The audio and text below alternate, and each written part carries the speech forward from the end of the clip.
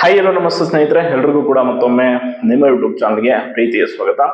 ನಿನ್ನೆ ಸಂಜೆ ಒಂದು ನ್ಯೂಸ್ ಬರುತ್ತೆ. ಸೊ ಅದಾದ್ಮೇಲೆ ಎಲ್ರೂ ಕೂಡ ತುಂಬಾ ಗಾಬರಿಗೊಳಗಾಗಿರುವಂಥದ್ದು. ನನಗೂ ಕೂಡ ಮೆಸೇಜ್ ಮಾಡಿದ್ರಿ. ಸೊ ಹಲವಾರು ಪ್ರಶ್ನೆಗಳನ್ನ ಕೇಳಿದ್ರಿ. ಸೊ ಆ ಎಲ್ಲ ಒಂದು ಡೌಟ್ಸ್ ಏನಿದೆ ನಿಮಗೆ ಅದೆಲ್ಲವನ್ನ ಕೂಡ ಈ ವಿಡಿಯೋದಲ್ಲಿ ಕಂಪ್ಲೀಟ್ ಆಗಿ ಕ್ಲಿಯರ್ ಮಾಡ್ತೀನಿ. ಸೊ ಸಂಪೂರ್ಣವಾಗಿ ಕೊನೆಯವರೆಗೂ ಕೂಡ ವಿಡಿಯೋ ನೋಡಿ. ಅಂಡ್ ಏನದು ನ್ಯೂಸ್ ಅಂತಂದ್ರೆ, ನಿನ್ನೆ ರಾಜ್ಯಪಾಲರಿಂದ ಒಂದು ಸುದ್ದಿ ಬರುತ್ತೆ ರಾಜ್ಯಭವನ್. ಅದೇ ಏನು ಅಂತಂದ್ರೆ, ಈ ಒಂದು ಒಳ ಮೀಸಲಾತಿ ಏನು ಇತ್ತೀಚೆಗೆ ಕಾಯ್ದೆ ಮಾಡಿದ್ರು. ಸೊ ಯಾವ್ದ್ರಲ್ಲಿ ಬೆಳಗಾವಿ ಅಧಿವೇಶನದಲ್ಲಿ, ಸೊ ಅದನ್ನ ರಾಜ್ಯಪಾಲರ ಅಂಕಿತಕ್ಕೆ ಕಳಿಸ್ಕೊಡ್ಲಾಗಿತ್ತು. ನಾಟ್ ಓನ್ಲಿ ಒಳ ಮೀಸಲಾತಿ, ಅದರ ಜೊತೆ ದ್ವೇಷ ಭಾಷಣ ಕಾಯ್ದೆ ಮತ್ತೆ ಬೇರೆ ಬೇರೆ ಹಲವು ವಿಧೇಯಕಗಳನ್ನ ಕಳಿಸಿದ್ರು. ಬಟ್ ಅದರಲ್ಲಿ ಒಳ ಮೀಸಲಾತಿಯನ್ನ ರಾಜ್ಯಪಾಲರು ಯಾವುದೇ ಅಂಕಿತ ಹಾಕದೆ ಅದಕ್ಕೆ ವಾಪಸ್ ಕಳಿಸಿದ್ದಾರೆ. ಸೊ ಯಾಕೆ ಹಂಗಾದ್ರೆ, ಏನ್ ಕಾರಣ? ಅಂಡ್ ಇದರಿಂದ ನಾಳೆ ನೇಮಕಾತಿಗಳ ವಿಚಾರಕ್ಕೆ ಇನ್ನಷ್ಟು ತಡ ಆಗುತ್ತಾ, ಅಥವಾ ಏನೆಲ್ಲ ಸಮಸ್ಯೆ ಆಗಬಹುದು, ಅಥವಾ ಇದಕ್ಕೆ ಪರಿಹಾರ ಏನಿದೆ ಅನ್ನೋದನ್ನ ತಿಳಿಸ್ತೀನಿ. ಮೊದಲನೇದಾಗಿ ನಿಮ್ಗೆ ಗೊತ್ತಿದೆ, ಒಳ ಮೀಸಲಾತಿಯನ್ನ ಯಾವಾಗ ಇವರು ಕೈಗೆತ್ಕೊಂಡ್ರು ಸರ್ಕಾರ, ಅಲ್ಲಿಂದ ಇಲ್ಲಿವರೆಗೂ ಕೂಡ ಬರೀ ಗೊಂದಲಗಳಲ್ಲೇ ಆ ಒಳ ಮೀಸಲಾತಿ ಪ್ರಕ್ರಿಯೆ ನಡೀತಾ ಹೋಗಿದೆ. ನಿಮ್ಗೆ ಗೊತ್ತಿದೆ, ಫಸ್ಟ್ ಸರ್ವೆ ಯಾವಾಗ ಈ ಒಂದು ದತ್ತಾಂಶಗಳ ಕ್ರೋಢೀಕರಣ ಮಾಡೋದಕ್ಕೆ ಶುರು ಮಾಡಿದ್ರು, ಸೊ ಅಲ್ಲಿ ಕೂಡ ಹಲವಾರು ಗೊಂದಲಗಳಾಯಿತು. ಸ್ಟಾರ್ಟಿಂಗ್ ಮತ್ತೆ ರೀಸರ್ವೆ ಮಾಡಿದ್ರು, ಸಮಸ್ಯೆಗಳಾಯ್ತು, ಅದೆಲ್ಲ ಆಯ್ತು. ಅದ್ರ ಜೊತೆ ವಿರೋಧ ಕೂಡ ಎದುರಾಯಿತು. ಆ ಎಲ್ಲ ನಡುವೆ ಅದನ್ನ ರೆಡಿ ಮಾಡಿದ್ರು, ವರದಿಯನ್ನ, ರಿಪೋರ್ಟ್ ಕೂಡ ಸಬ್ಮಿಟ್ ಮಾಡಿದ್ರು. ಬಟ್ ರಿಪೋರ್ಟ್ ಮಾಡೋದಕ್ಕೆ ಎಷ್ಟು ಸಮಯ ತೆಗೆದುಕೊಂಡ್ರೆ ನಿಮ್ಗೆ ಗೊತ್ತಿದೆ. ಅಂಡ್ ಇದ್ರ ಜೊತೆ ಆ ರಿಪೋರ್ಟ್ ಅಲ್ಲಿ ಆಸ್ ಇಟ್ ಈಸ್ ಏನ್ ಕೊಟ್ಟಿದ್ರು ನಾಗಮೋಹನ್ ದಾಸ್ ಅವ್ರ ವರದಿ, ಸೊ ಅದರಲ್ಲಿ ಸ್ವಲ್ಪ ಇವರು ಸ್ವಾರ್ಥದ ಮೂಲಕ ಒಂದಿಷ್ಟು ವಿಷಯಗಳನ್ನು ಬದಲಾವಣೆ ಮಾಡಿದ್ರು. ಅದು ಪ್ರಮುಖವಾಗಿ ಅಲೆಮಾರಿ ಸಮುದಾಯಕ್ಕೆ ಕೊಡಬೇಕಾಗಿದ್ದಂತ 1% ರಿಸರ್ವೇಶನ್. ಸೊ ಅದನ್ನ ಸ್ವತಃ ವರದಿ ತಯಾರಿ ಮಾಡದಂತವರೇ ಹೇಳಿದಂಥದ್ದು. ಬಟ್ ಅದನ್ನ ಸರ್ಕಾರ ಯಾವ ಒತ್ತಡಕ್ಕೆ ಮಣಿತೋ ಏನೋ ಗೊತ್ತಿಲ್ಲ.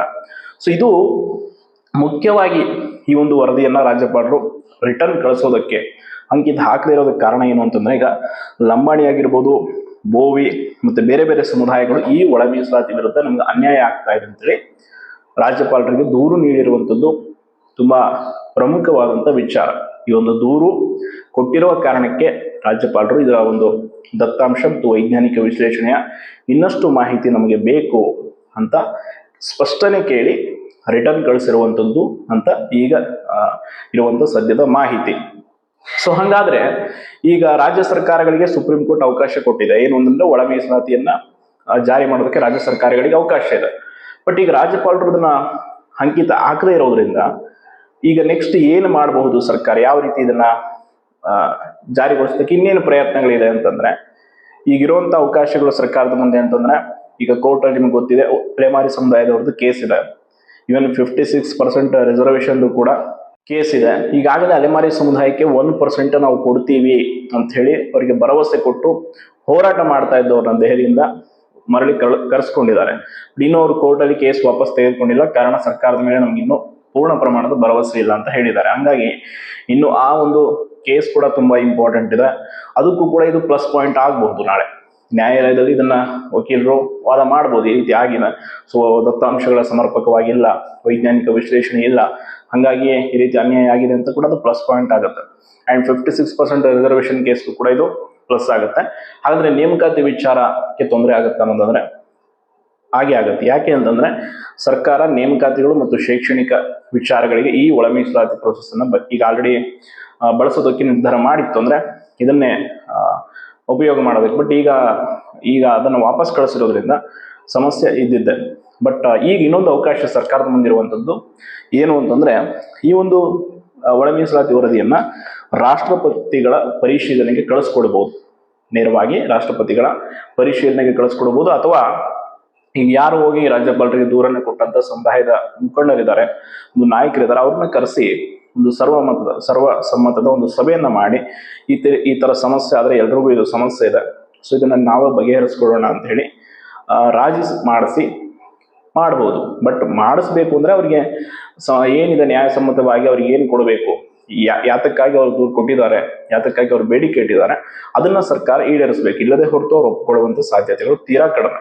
ಒಟ್ಟಾರೆ ಈ ಒಳ ಮೀಸಲಾತಿ ವಿಚಾರದಲ್ಲಿ ಯಾರನ್ನ ಮೆಚ್ಚಿಸೋದಕ್ಕೆ ಹೋಗಿ ಯಾವ ರೀತಿ ರಿಪೋರ್ಟ್ ರೆಡಿ ಮಾಡಿ ಏನೇನೋ ಮಾಡಿದ್ರೂ ಗೊತ್ತಿಲ್ಲ. ಇದರಿಂದ ನೇರವಾಗಿ ಸಮಸ್ಯೆ ಅನುಭವಿಸ್ತಾ ಇರುವಂತರು ರಾಜ್ಯದ ಎಲ್ಲಾ ಸಮುದಾಯ, ನಾಟ್ ಓನ್ಲಿ ನಾನು ಪರಿಶಿಷ್ಟ ಜಾತಿಯವರು, ಪ್ರತಿಯೊಬ್ಬರು ಪರಿಶಿಷ್ಟ ಪಂಗಡದವರಾಗಿರ್ಬೋದು, OBC GM ಎಲ್ಲ ಒಂದು ಕೆಟಗರಿ ಆಸ್ಪಿರೆಂಟ್ಸ್ಗಳಿಗೂ ಕೂಡ ಇದು ಸಮಸ್ಯೆ ಆಗ್ತಾ ಇದೆ. ಯಾಕೆ ಅಂತಂದ್ರೆ ನೇಮಕಾತಿಗಳಿಗೆ ತಡೆ ಬಿದ್ದಿರುವಂತ ಕಾರಣ ಎಲ್ಲರಿಗೂ ಕೂಡ ವಯೋಮಿತಿ ಕ್ರಾಸ್ ಆಗ್ತಾ ಇದೆ, ಸಮಸ್ಯೆ ಆಗ್ತಾ ಇದೆ.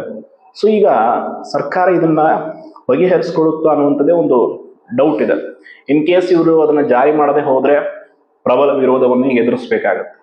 ಜಾರಿ ಮಾಡಲೇಬೇಕು ಅಂತಂದ್ರೆ ಇವ್ರು ಕೊಟ್ಟಿರುವಂಥ ದತ್ತಾಂಶಗಳು, ಅಲ್ಲಿ ಕೊಟ್ಟಿರುವಂಥ ಮಾಹಿತಿ ಎಷ್ಟರ ಮಟ್ಟಿಗೆ ಅಕ್ಯುರೇಟ್ ಇದೆ ಅನ್ನುವಂಥದ್ದು ಇನ್ನೂ ಸ್ಪಷ್ಟತೆ ಇಲ್ಲ. ಇಂತಹ ಪರಿಸ್ಥಿತಿಯಲ್ಲಿ ಇವರು ಬರೀ ನೇಮಕಾತಿಗಳ ವಿಚಾರಕ್ಕಾಗಿ ನಾವು ಮಾಡ್ಬಿಡ್ತೀವಿ ಅಂತ ಹೇಳ್ತಾ ಹೋಗ್ತಾ ಇರೋದು ನಿಜಕ್ಕೂ ಎಷ್ಟರ ಮಟ್ಟಿಗೆ ಸರಿ? ಅಥವಾ 56 ಬಿಟ್ಟು 50 ಮೇಲೆ ರೆಕ್ರೂಟ್ಮೆಂಟ್ ಆದ್ರೂ ಮಾಡಿ ಒಳ ಮೀಸಲಾತಿಯನ್ನ ಒಳಗೊಂಡಂತೆ ನೀವು ನೇಮಕಾತಿಗಳನ್ನ ಶುರು ಮಾಡಿ ಅನ್ನುವಂಥ ಬೇಡಿಕೆ ಇದ್ರೂ ಕೂಡ ಅದನ್ನೂ ಕೂಡ ಇವರು ಸರಿಯಾಗಿ ವಿಶ್ವಾಸಕ್ಕೆ ತೆಗೆದುಕೊಳ್ತಾ ಇಲ್ಲ. ಒಟ್ಟಾರೆಯಾಗಿ ಈಗ ಈ ಒಂದು ಒಳ ಮೀಸಲಾತಿ ವಿಚಾರ ಏನೀಗ ರಾಜ್ಯಪಾಲರು ಅಂಕಿತ ಹಾಕಿಲ್ಲ, ಸೊ ಇದು ಸದ್ಯಕ್ಕೆ ತಾತ್ಕಾಲಿಕವಾಗಿ ಸಮಸ್ಯೆ ಆಗುತ್ತೆ. ಬಟ್ ಇದನ್ನ ಪರಿಹಾರ ಮಾಡ್ಕೊಳ್ಳೋಕೆ ಸರ್ಕಾರ ಇಮಿಡಿಯೇಟ್ ಆಗಿ ಕಾನೂನು, ಈಗ ಸರ್ಕಾರದ ಕಾನೂನು ಸಲಹೆಗಾರರಿರ್ತಾರೆ, ಅವರ ಜೊತೆ ಮೀಟಿಂಗ್ ಅನ್ನು ಮಾಡಿಕೊಂಡು ಏನು ಮಾಡ್ಬೋದು ನೆಕ್ಸ್ಟ್ ಸ್ಟೆಪ್ ಅಂತೇಳಿ ಫರ್ದರ್ ಸ್ಟೆಪ್ ಅದನ್ನ ಸರಿಯಾಗಿ ನಿರ್ಧಾರ ತೆಗೆದುಕೊಳ್ಬೇಕು. ಇಲ್ಲ ಅಂತಂದ್ರೆ ಇದು ಇನ್ನಷ್ಟು ದಿನಗಳ ಮುಂದಕ್ಕೆ ಹೋದ್ರೆ ಖಂಡಿತವಾಗಿ ದೊಡ್ಡ ಮಟ್ಟದ ಒಂದು ವಿರೋಧವನ್ನ ಈಗಾಗಲೇ ಸರ್ಕಾರ ಎದುರಿಸದೆ ಇನ್ನಷ್ಟು ಎದುರಿಸಬೇಕಾಗುತ್ತೆ. ಇಷ್ಟು ಮಾಹಿತಿ ಇದೆ, ಹಾಗಾಗಿ ಯಾರು ಕೂಡ ಇದ್ರ ಬಗ್ಗೆ ಆಗೋದೇ ಇಲ್ವಾ, ಹಾಗಾದ್ರೆ ವಿದ್ಯಾರ್ಥಿಗಳಿಗೆ ಸಮಸ್ಯೆ ಆಗುತ್ತೆ ಅಂತೇಳಿ ಪ್ಯಾನಿಕ್ ಹೋಗಬೇಡಿ. ತಾತ್ಕಾಲಿಕವಾಗಿ ಸಮಸ್ಯೆ ಆಗಿರುವಂತೂ ಸತ್ಯ, ಅದನ್ನ ಅಂಕಿತ ಹಾಕದೆ ಕಳಿಸಿರೋದ್ರಿಂದ. ಬಟ್ ಇದು ಪರ್ಮನೆಂಟ್ ಆಗಿ ಇದೇ ರೀತಿ ಉಳಿಯುತ್ತೆ ಅಂತಲ್ಲ, ಇದಕ್ಕೆ ಆಲ್ಟರ್ನೇಟಿವ್ ಪರ್ಯಾಯವಾಗಿ ಏನೇನೆಲ್ಲ ಪರಿಹಾರಗಳು ಮಾಡಿಕೊಳ್ಬೋದು, ಸರ್ಕಾರ ಅದನ್ನು ಮಾಡಲೇಬೇಕು. ಯಾಕೆ ಅಂತಂದರೆ ಒಳ ಮೀಸಲಾತಿ ಅನ್ನುವಂಥದ್ದು ಸುಪ್ರೀಂ ಕೋರ್ಟ್ ಸಂವಿಧಾನಬದ್ಧವಾಗಿ ಒಂದು ಸಮುದಾಯಕ್ಕೆ ಸಿಕ್ಕಿರುವಂಥ ಹೋರಾಟದ ಒಂದು ಪ್ರತಿಫಲ. ಹಂಗಾಗಿ ಅವರು ಅದನ್ನು ಪಡೆಯಲೇಬೇಕು. ಬೇರೆ ಬೇರೆ ರಾಜ್ಯಗಳಿಗೆ ನೋಡಿ, ಆಲ್ರೆಡಿ ನಮ್ಮ ನೆರೆಹೊರೆ ರಾಜ್ಯಗಳಲ್ಲಿ ಒಳ ಮೀಸಲಾತಿ ವಿಚಾರದಲ್ಲಿ ಯಾವ ರೀತಿ ಮಾಡಿಕೊಂಡ್ರು ಅನ್ನುವಂಥದ್ದನ್ನು ನೋಡಿದ್ರೆ. ಹಾಗಾಗಿ ಸೊ ನಮ್ಮ ರಾಜ್ಯ ಕೂಡ ಅದೇ ರೀತಿ ಮಾಡಬೇಕಾಗಿತ್ತು. ಬಟ್ ಇವರು ಗೊಂದಲದಲ್ಲಿ ಏನೇನೋ ಮಾಡಿ ರಿಪೋರ್ಟನ್ನು ಕೊಟ್ಟು ಈಗ ಈ ರೀತಿ ಸಮಸ್ಯೆಯನ್ನು ಎದುರಿಸ್ತಾ ಇದ್ದಾರೆ. ಒಟ್ಟಾರೆಯಾಗಿ ಒಳ ಮೀಸಲಾತಿ ವಿಚಾರವಾಗಿ ಇಷ್ಟು ಕ್ಲಾರಿಟಿ ಇದೆ. ಸೊ ಇದನ್ನು ಹೊರತುಪಡಿಸಿ ಇನ್ನೇನಾದರೂ ಡೌಟ್ಸ್ ಇದ್ದರೆ ಈ ಒಂದು ರಿಲೇಟೆಡು ದಯವಿಟ್ಟು ಕಮೆಂಟ್ ಮಾಡಿ ತಿಳಿಸ್ತೀನಿ ಅಂತ ಹೇಳ್ತಾ ಧನ್ಯವಾದ.